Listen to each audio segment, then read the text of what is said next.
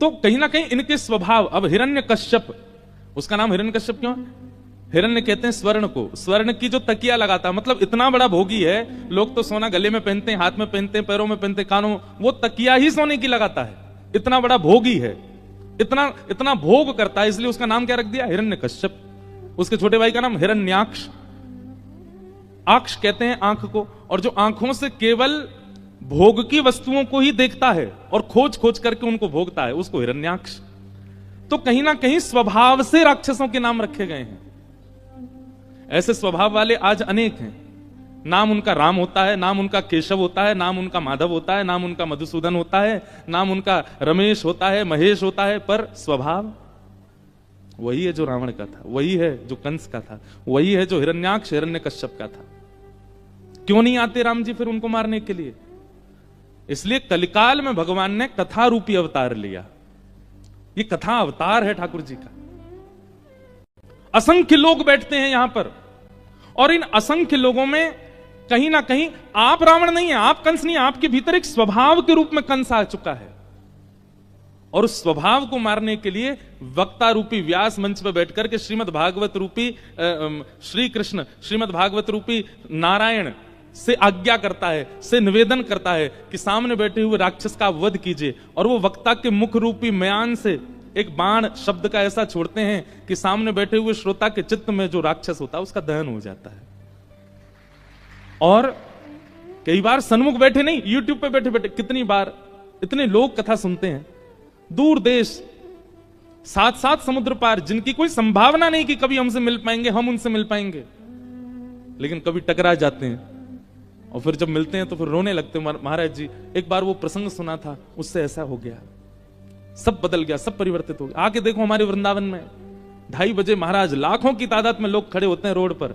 हमारे पूज्य श्री प्रेमानंद जी महाराज जब निकलते हैं, क्यों? उनकी वाणी, एक 10x10 के कमरा में बैठ करके जो बात बोल देते हैं, लाखों रावणों का वध कर देती है वो बात। कैसे? कलयुग में वाणी ही श्री कृष्ण है, कलयुग में वाणी ही श्री राम है। इसलिए भैया वाणी में ही नाम को विराजमान कीजिए, वाणी में नाम नहीं विराजे। आप मंदिर नित्य जाते हैं, नेत्रों में कृष्ण को विराजमान करते हैं, आप हाथों से उनकी सेवा करके अपनी त्वचा में कृष्ण को विराजमान करते हैं, आप परिक्रमा करके अपने तन में कृष्ण को विराजमान करते हैं, पर आपका परिवर्तन तभी होगा जब आपकी वाणी में श्री कृष्ण बैठ जाए। और वाणी में कहां से बैठेंगे? यहां से, यहीं से ही प्रविष्ट होंगे। इसलिए 2 चीजें, बस कर्ण रंध्र खुले रखो, यहां से वाणी को प्रविष्ट कराओ, प्रविष्ट करा करके जब हृदय का राक्षस मरेगा, तो जैसे ही राक्षस मरेगा, हमारे मन रूपी सिंहासन पर राक्षस बैठा था, राक्षस का वध ठाकुर जी करेंगे, तो राक्षस के हटते ही मन रूपी सिंहासन पर स्वयं ठाकुर जी बैठ जाएंगे। और ठाकुर जी जैसे सिंहासन पर बैठेंगे तो हमारे संपूर्ण देह का शासक कौन? ठाकुर जी। वो कैसे होगा? केवल कथा से, सत्संग से। एक काशी में एक ब्राह्मण रहते थे। बहुत साल बाद मुझको ये कथा याद आई है। मैंने शायद अपनी पहली कथा में ये कथा सुनाई थी, अपने जीवन की पहली कथा में ये कथा सुनाई थी, उसके बाद अब याद आ रही है। काशी में एक ब्राह्मण रहते थे, वो नित्य भागवत जी का पाठ करते थे। हम आपको भागवत जी की महिमा बता रहे हैं। नित्य भागवत जी का पाठ करते थे।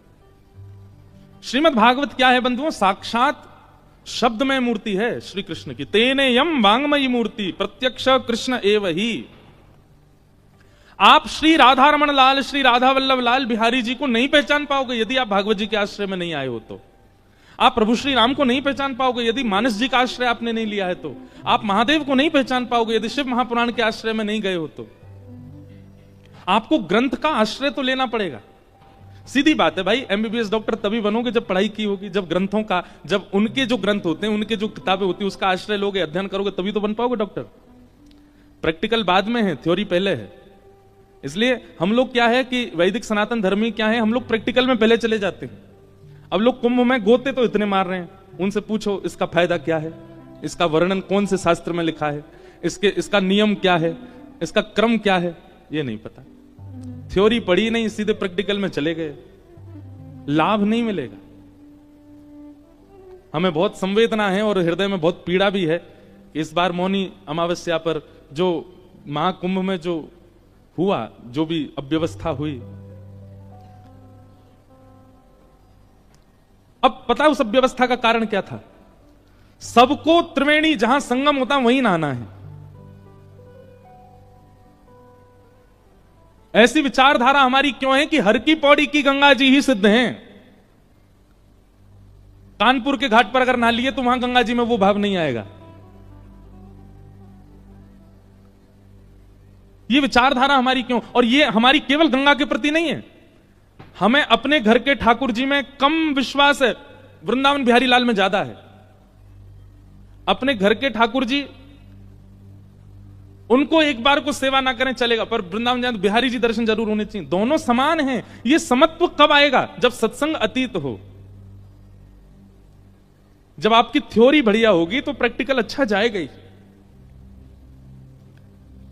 इसलिए हमारा आपसे निवेदन है, हम लोग बहुत धनवान हैं, सनातन धर्मावली हमारे लिए इतने शास्त्र प्रकट करके गए हैं श्री वेद व्यास जी महाराज।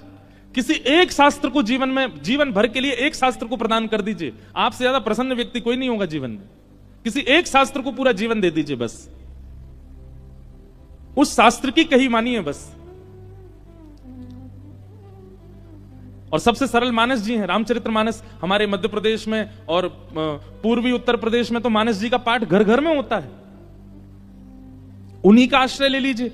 जब तक आप ग्रंथाकार का आश्रय नहीं लेंगे, आपको मूर्ति आकार ठाकुर जी में भाव उत्पन्न नहीं कर पाओगे आप। तो एक ब्राह्मण थे काशी में, वो नित्य भागवत जी का पाठ करते थे। और भागवत जी के पाठ के पीछे उनका उद्देश्य कोई पुण्य की प्राप्ति नहीं। सब लोग इधर देखो, इधर देखो, यहां देखो, ध्यानपूर्वक सुनो। चाहे ब्रह्मा जी आ जाए यहां पे, आपको देखना हमको ये। यत्र यत्र रघुनाथ कीर्तनम तत्र तत्र कृतमस्तकांजलिं बाष्पवारि परिपूर्ण लोचनम मारुतिम नमत राक्षसांतकम। एक बार हनुमान जी कथा सुन रहे थे। हनुमान जी कथा ही सुनते हैं। पूरी हनुमान चालीसा में गोस्वामी तुलसीदास जी महाराज ने सिंदूर चढ़ाने का वर्णन नहीं किया, लड्डू के भोग का वर्णन नहीं किया। इसका मतलब ये नहीं कि नहीं करो, करना है, सिंदूर चढ़ाना है, लड्डू का भोग लगाना है, अकहुआ के पत्ते चढ़ाने हैं, सब कुछ करना है। पर गोस्वामी जी ने एक भाव का वर्णन किया, क्या? प्रभु चरित्र सुनवे को रसिया। कथा सुनने के रसिया है हनुमान जी। तो एक बार हनुमान जी कथा सुन रहे थे और कथा में राम जी का इतना विरह हुआ हनुमान जी को कि दोनों भुजा उठा करके हनुमान जी रुदन करने लगे। राम जी से देखा नहीं गया। राम जी मन में सोचने लगे, हनुमान जी इतने विरह में हैं, चलो इनको दर्शन दे दो। और राम जी महाराज तुरंत कथा में प्रकट हो गए और विरह आतुर हनुमान जी के कंधा पे हाथ रख करके और ऐसे उनको कहने लगे, अरे पवन पुत्र, अरे श्री हनुमंत लाल, देखो मैं आ गया।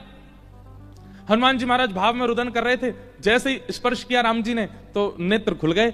नेत्र खुल करके पीछे देखा, पीछे देख करके बोले, भगवान आप अभी क्यों आ गए? राम जी बोले, भैया तुम इतने भाव में रो रहे थे, हमने सोचा जाके तुमको दर्शन दे दें।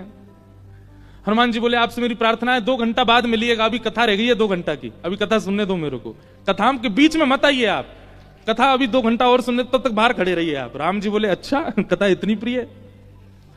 हनुमान जी बोले, इस कथा से ही तो आप मिलते हो, और जिस साधन से आप मिलो उस बीच में आप भी आ जाओगे तो हम आपको भी नहीं देखेंगे, हम तो पहले कथा श्रवण करेंगे। तो इसलिए कथा के बीच में इधर उधर नहीं, सब लोग इधर देखो, सावधानी से सुनो। तो कथा ही नहीं आगे बढ़ रही हमारी। एक ब्राह्मण थे काशी में, वो नित्य भागवत जी का पाठ करते थे। उनका और कोई काम नहीं, बस गंगा तट पर बैठ करके भागवत जी का पाठ करना।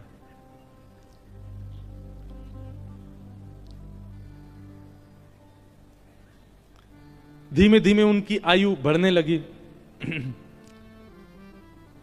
एक दिन परिवार के सब लोगों ने कहा, भैया ये कोई इनका काम धंधा शुरू करा दो, पूरे दिन पाठ करते रहते हैं भागवत जी का। और पाठ भी किसी व्यक्ति के लिए नहीं, अगर कोई उनको दक्षिणा भी देता था कि पंडित जी हमारे यहां पाठ कर दो, तो उसके यहां पाठ करते थे, वो उसका पाठ, फिर उसके बाद अपना पाठ अलग करते, अपने लिए करते थे। उसके पीछे उनकी कोई कामना नहीं थी, निष्काम भाव से करते थे, नित्य पाठ करते। तो एक दिन घर के लोगों ने सबने कहा कि इनका ब्याह कर दो, ये करते धरते तो कुछ है नहीं, पूरे दिन पाठ में ही लगे रहते हैं, इनका ब्याह कर दो, पत्नी घर आएगी, अकल ठिकाने आ जाएगी।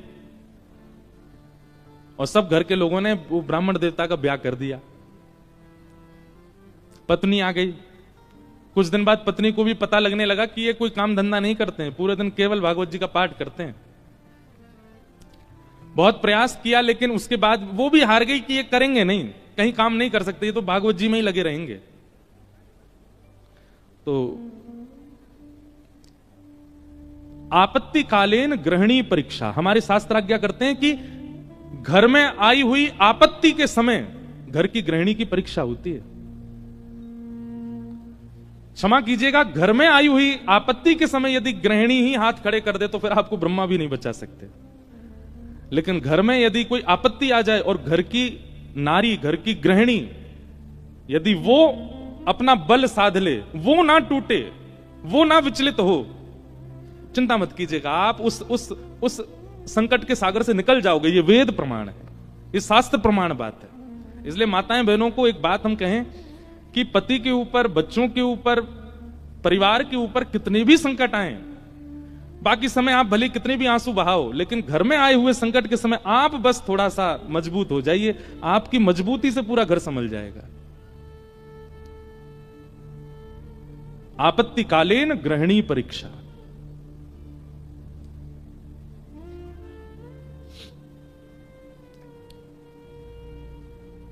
पत्नी ने सोचा कि ये तो कुछ करते नहीं है, आगे हमारा वंश बढ़ेगा, बच्चे होंगे, कैसे चलेगा परिवार। तो फिर उनकी ब्राह्मण देवता की पत्नी ने आज्ञा ली, बोले आपकी आज्ञा हो तो मैं कुछ करूं कार्य, देवी तुमको जैसा अच्छा लगे। भोजन बनाना बहुत अच्छा जानती थी, 3-4 घरों में उन्होंने काम ले लिया और वो जाती भोजन बनाती और उससे जो वेतन मिलता उसी से घर चलता था ब्राह्मण का। ब्राह्मण और प्रसन्न हो गए, बोले और बढ़िया, अब और कुछ नहीं करना पड़ेगा, भागवत जी में लगे रहो, पाठ करते रहो। अब इसमें कई लोग ब्राह्मण को कहीं आलसी मत समझिएगा, ये बहुत बहुत बड़ी बात हम आपको बताएंगे, वो अंत में उसका निचोड़ निकल के आएगा। 2-3 बालक भी उनके हो गए, चल रहा था घर। एक बार की बात, कुछ संतों का काशी में आगमन हुआ, संत आती रहते हैं काशी में, पर असमय में आना हुआ, बिना समय के संतों का आना हुआ। और उन्होंने किसी से पूछा, बोले भैया हम 5-10 मूर्ति हैं, कहीं प्रसाद पाने के इच्छुक हैं, कोई वैष्णव परिवार हो तो हमको बताओ। तो एक राह चलते व्यक्ति ने उन्हीं ब्राह्मण का घर बता दिया, बोले यहां चले जाइए, यहां बहुत एक सेवानिष्ठ और बड़े शास्त्रों का अध्ययन करने वाले ब्राह्मण रहते हैं, इनके पास चले जाइए, आप ये प्रसाद पवा देंगे। संतों ने घर में प्रवेश किया। ब्राह्मण देवता तो अपने पाठ में लगे थे, भागवत जी का ही पाठ कर रहे थे, और उनकी पत्नी बच्चों को, पति को स्वयं प्रसाद आदि पाकर के सारे बर्तन मांज करके उसने रखे ही थे। उसी समय संतों का आना हुआ और संतों ने आगे कहा, आओ बिटिया, हम 10 मूर्ति हैं, हम लोग अयोध्या से प्रयागराज जा रहे हैं, काशी बीच में पड़ा, किसी ने बताया आपका घर वैष्णव का है, बड़ी जोर की भूख लगी, ठाकुर जी को प्रसाद पवाओ और प्रसाद पवा के हम लोगों को प्रसाद बांट दो। ब्राह्मणी बेचारी बड़ी प्रसन्न हो गई कि मेरे घर आज संत पधारे हैं प्रसाद पाने। तुरंत उसने जाकर के रसोई घर में सामग्रियां देखी, सामग्री इतनी थी नहीं कि उन सबको पवाया जा सके। दौड़ी दौड़ी अपने कक्ष में गई, जाकर के अपने जो उसका धन वो कमाती थी उसको जाकर के देखा कि जाऊं लेकर के आऊं, तो वह भी इतना नहीं था कि उन 10 महापुरुषों की सेवा हो सके। और ब्राह्मण का एक स्वभाव है कि और अगर ये स्वभाव किसी ब्राह्मण में नहीं है तो वो ध्यान से सुने, ये ब्राह्मण का स्वभाव होना चाहिए। ब्राह्मण दान मिले तो लेने का अधिकारी होता है, पर मांगने का अधिकारी नहीं है। मांगे ना, ब्राह्मण का स्वाभिमान है, वो मांगता नहीं है और मांगना चाहिए भी नहीं। अब वो कभी रसोई में जाए, कभी कक्ष में जाए, कभी एकांत में बैठ के सोचे मैं क्या करूं, संत पधारे हैं घर पर, कैसे प्रसाद पवाऊं, क्या व्यवस्था करूं, कुछ लाऊं, कभी ऊपर कुछ ढूंढे, कुछ मिल जाए, कुछ भुजिया मिले, नमकीन मिले, कुछ तो मिले, कुछ तो दूं, पर कोई व्यवस्था नहीं बन पाई। बार बार उसको यहां से वहां घूमते देख संत समझ गए कि हम गलत समय पे आ गए हैं। मुखमंडल बता देता है कई बार। और वे सब संत अपने अपने आसन लेके उठ गए, चिमटा कमंडल लेकर के, बिटिया सुनो सुनो सुनो सुनो, हमको ना प्रयाग पहुंचना है, विलंब हो रहा है, फिर आएंगे, अपना ही घर है, क्या दिक्कत है, तुम आराम करो, हाँ हम जाते हैं। और उस ब्राह्मणी के मन में वही आ रहा था, जब ये कक्ष मेरे घर में घुसे, इन्होंने घुसते ही क्या कहा था कि हम बहुत भूखे हैं, ठाकुर जी को भोग लगा के प्रसाद पवा, और ये भूखे ही जा रहे हैं और मैं कुछ नहीं कर पा रही। नेत्र सजल हो गए उसके, अत्यंत पीड़ा में आ गई।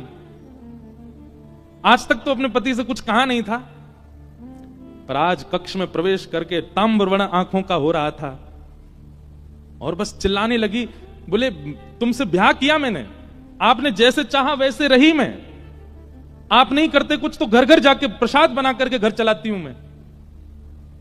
मैं भूखी रह जाऊं, बच्चे भूखे रहें, आप भी भूखे रह जाते हैं तो भी इतनी पीड़ा मुझको नहीं होती है। पर आज संत पधारे थे हमारे यहां, महापुरुष पधारे थे हमारे यहां, कल्पवासी महात्मा आए थे हमारे यहां। वो अभागा दुर्भाग्यशाली घर है जहां से संत भूखे चले जाते हैं, निराश चले जाते हैं, और आप पूरे दिन ये भागवत जी में लगे रहते हो। अगर ये भागवत कृष्ण हैं, अगर ये भागवत नारायण हैं, अगर ये भागवत साक्षात भगवान हैं, तो इन भागवत जी से कम इतनी उम्मीद तो हम रख सकते थे कि हमारे घर से संत भूखे नहीं जाते। क्या दिया भागवत जी ने हमें?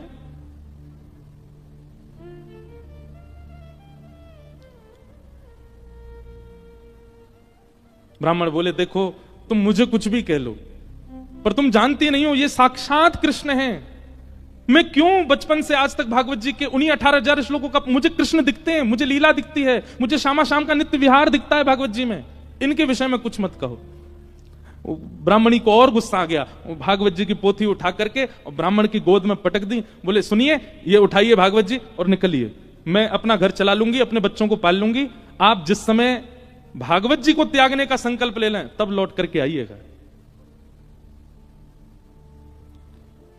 ब्राह्मण के नेत्र सजल हो गए, हृदय से लगा लिया भागवत जी को, निकल पड़े, घर से ही निकल गए और गंगा जी के तट पर जाकर के खूब रोए, खूब रुदन किया। हे भागवत महापुराण, हे साक्षात शब्द में कृष्ण, मेरी अभागा पत्नी है, वो आपके रूप स्वरूप को भी पहचानती नहीं है, पर हे करुणा निधान, आप कृपा करो। मैं कहूंगा भी तो भी वो अध्ययन नहीं करेगी, तो भी वो मुझसे कभी कथा नहीं सुनेगी, पर आप कृपा कीजिए और मेरी गृहिणी को अपने रूप का दर्शन करा दीजिए। प्रबल प्रेम के पाले पढ़कर हरि को नियम बदलते देखा, अपना मान टले टल जाए, पर भक्त का मान न टलते देखा। हमारे ब्रज के श्री बिंदु जी महाराज, उनका ये भाव है, प्रबल प्रेम के पाले पढ़कर हरि को नियम बदलते देखा, अपना मान टले टल जाए, पर भक्त का मान न टलते देखा। इतने में ही नन्हे से कन्हैया, ऊंची धोती पहनी, घुटने घुटने तक, नीचे के पांव ठाकुर जी के दिखाई दे रहे हैं, उनमें सुंदर सुंदर कड़ूला पहने, कड़ूलान में भी छोटे छोटे घुंघरू लगे हैं, कमर में करधनी पहनी है, करधनी में भी छोटी छोटी घंटी लगी है, गले में सुंदर दो हार पहने हैं, हाथों में बाजूबंद, ऐसे हाथों में कड़ूला, और सिर पर एक स्वाफा बांध करके सांवले सलोने कमल नेत्र ठाकुर जी प्रकट हो गए काशी में। लेकिन ब्राह्मण को नहीं दिखे अभी, बस कहीं हो गए प्रकट, और प्रकट होकर के एक डलिया उठा करके सिर पर रखी, और महाराज जैसे कोई बालक कुछ बेचने के लिए जा रहा हो, ऐसे ठाकुर जी उस डलिया को लेकर के ब्राह्मण के घर जा रहे हैं। ब्राह्मण के घर पहुंच गए, ब्राह्मण गंगा किनारे अभी रो रहा है, और उसके घर पहुंच करके बाहर से उसके गेट को खटखटाने लगे। ब्राह्मणी निकल करके बाहर आई, जैसे ही दरवाजा खोला, सांवरे सलोने नंद नंदन, अब वो क्या जाने की है नंद नंदन, बस उसको तो ये दिख रहा था कोई किसी मैया का सुंदर सा बालक है, श्रृंगार करके डोल रहा गली में। जैसे द्वार खोला, द्वार खोल करके बोली, अरे बालक तुम कौन हो, कहां से आए हो, माताजी कहां तुम्हारी, पिताजी कहां, अकेले कहां घूम रहे हो, और ये इतनी भारी डलिया लेकर के कहां जा रहे हो। डलिया के ऊपर वस्त्र पड़ा था। तो ठाकुर जी एक हाथ से डलिया पकड़े, दूसरे हाथ से इशारा करके बोले, मानो इशारा कर रहे हैं हम गूंगे हैं, बोलना नहीं जानते। अच्छा गूंगे हो? ठाकुर जी बोले तो बोले फिर यहां क्यों आए हो? तो ठाकुर जी ने उसको इशारा किया, कुछ लिखने को दो, हम बताएं कौन है, कैसे आए। डलिया उठा करके ब्राह्मण देवता के घर के भीतर रखी और पर्चा लेकर के उस पर सुंदर लेखनी लिख करके और मोड़ करके ब्राह्मणी को दे करके और तुरंत ठाकुर जी पीछे मुड़े चले गए। ब्राह्मणी पत्र पढ़ने लगी, इतने तो ठाकुर जी वहां से अंतर ध्यान चले गए। अब ब्राह्मणी देखती रही, दूर दूर तक ठाकुर जी दिखे नहीं। क्या लिखा था उस पत्र में? ठाकुर जी बोले, हमें छोटा बालक मत समझो, हमारी कद को देख करके बस ये जान लो हम बौने हैं। हमारी हमारी हमारी जो कद है वो इससे बड़ी नहीं है ऊपर, नहीं तो हमारी उम्र बहुत है और हम बहुत बहुत धनवान परिवार से आते हैं। बहुत वर्षों से तुम्हारे पतिदेव हमारे कुल के लिए पाठ कर रहे हैं भागवत जी का, पर आज तक उन्होंने वेतन नहीं लिया अपना, आज तक एक रुपया भी हमसे मांगा नहीं। पर मुझे आज पता चला कि उनके परिवार को बहुत आवश्यकता है, इसलिए संपूर्ण जीवन काल में उनका जितना भी वेतन होता था वो हम देने के लिए आए हैं। वो जैसे घर आए उनको दे दीजिएगा। और ऐसा कह के ठाकुर चले गए। अब जैसे ही वो डलिया के ऊपर से वस्त्र हटा करके देखा, विविध प्रकार की मणियां, रत्न, सोने, जवाहरात, हीरे आदि सबसे लबालब भरी हुई वो डलिया। ब्राह्मणी मनी मन सोचने लगी, मैंने भी बेवजह डांटा, बिन बताए पाठ कर रहे थे यहां पर, और मुझे लगता तो था कि ये पाठ करते हैं, इसके पीछे कोई कारण नहीं, कुछ मिलता नहीं इनको, कुछ फिर भी लगे रहते हैं, पर ये तो बड़े गोपनीय हैं, मुझे बिन बताए किसी परिवार के लिए कर रहे थे। अपने बेटा को बुलाया, बोले सुनो पिताजी को खोजो, कहां है, ढूंढ के लाओ उनको। पिताजी बैठे थे गंगा किनारे, बच्चे ने जाकर पिताजी जल्दी चलो मैया बुला रही घर पे। शाम हो गई, लौट करके ब्राह्मण आए, बड़े उदास हताश हृदय से भागवत जी लगी हैं। जैसे ही घर आए, आज घर का स्वरूप ही बदल रहा था, बढ़िया सुंदर दिए जल रहे हैं बाहर। द्वार खोल करके देखा तो पत्नी का भी स्वरूप बदल गया है, बालक भी बिल्कुल नए नवीन कपड़े पहन करके विचरण कर रहे हैं। जैसी पतिदेव को आते देखा, ब्राह्मणी ने तुरंत आरती की, जल आदि छिड़काव करने लगी, खूब बलियां लेने लगी। पतिदेव बोले, ब्याह के बाद पहली बार इतना हमारा पूजन हुआ है, ऐसा क्या हो गया जो इतना पूज रही हैं हमको? देवी, ये घर की रौनक हमको डांटने से, फटकारने से घर की रौनक बढ़ गई तुम्हारी? रोज ही डांट दिया करो हमको। ऐसा क्या हो गया जो आज इतना सब कुछ मंगल, बच्चे नए वस्त्र पहन के घूम रहे हैं, आप बढ़िया साड़ी पहन के, ये कहां से इतना सब कुछ आया? हाथ पकड़ के बोली, आज तुम्हारी चोरी पकड़ी गई है ना, वहीं से मिला है ये सब कुछ। ब्राह्मण देवता बोले, मेरी कौन सी चोरी? बोले चलो दिखाती हूं। भीतर जाके कक्ष में बिस्तर पर ही सब रत्न पड़े थे। ब्राह्मण बोले, देवी ये कहां से आया इतना सब कुछ?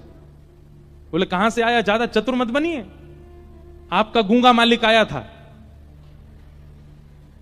ब्राह्मण देवता बोले, गूंगा मालिक? मेरा गूंगा मालिक कौन? बोले बहुत छोटा सा था, पीली पीली धोती पहनी थी उसने, ऐसी सुंदर स्वापा सिर पर बांध रखा था, ऐसे गदमदरा से उसके हाथ मोटे मोटे से, और इतने सुंदर उसका मुखमंडल, गाल बिल्कुल गुलाबी, आंखें बिल्कुल ऐसे कटाक्ष जैसी, और क्या सुंदर। ब्राह्मण देव बोले, नाम नहीं पूछा? बोले इशारा किया उसने कि मैं गूंगा हूं। वो तुमको कैसे पता फिर मेरा? बोले वो लिख के देके गया। बोले कहां लिखा है, दिखाओ।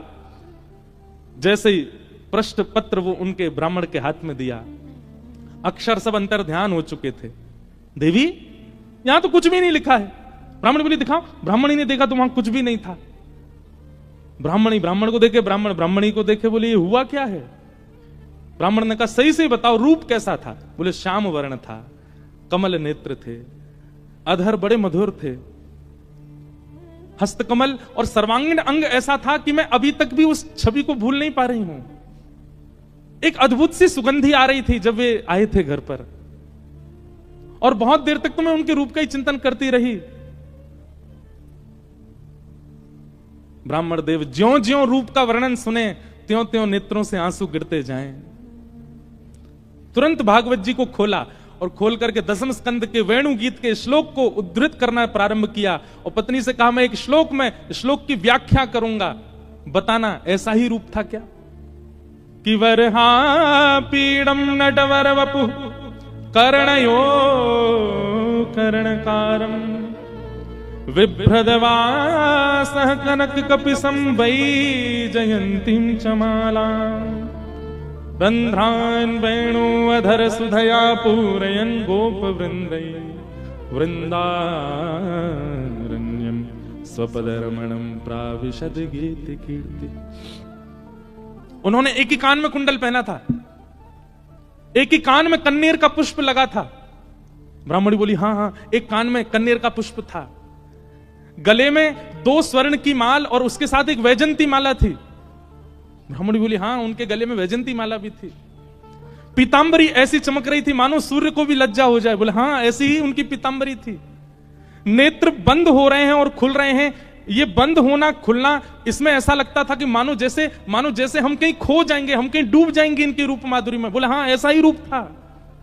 ब्राह्मण तुरंत चरणों में गिर गए। देवी वो कोई और नहीं, साक्षात योगेश्वर कृष्ण आए थे, साक्षात वृंदावन चंद्र श्री ठाकुर जी आए थे। और वे तुमसे कह के गए कि मैंने बाल्यकाल से उनके घर के लिए पाठ किया। वो इसलिए कह के गए क्योंकि मैंने पाठ निष्काम भाव से किया, आज तक किसी कामना से नहीं किया। और निष्काम पाठ, निष्काम सेवा ठाकुर जी की लगती है, वो ठाकुर जी की ही हो जाती है। मेरे जीवन भर का पाठ का जो भी मूल्य होना चाहिए था, वो मूल्य देने के लिए ठाकुर जी आए थे। जगत मजूरी देते है क्यों राखे भगवान। ठाकुर जी भी मजदूरी देते हैं सबकी, जो जैसी सेवा करता वैसी मजदूरी मिलती है उसको।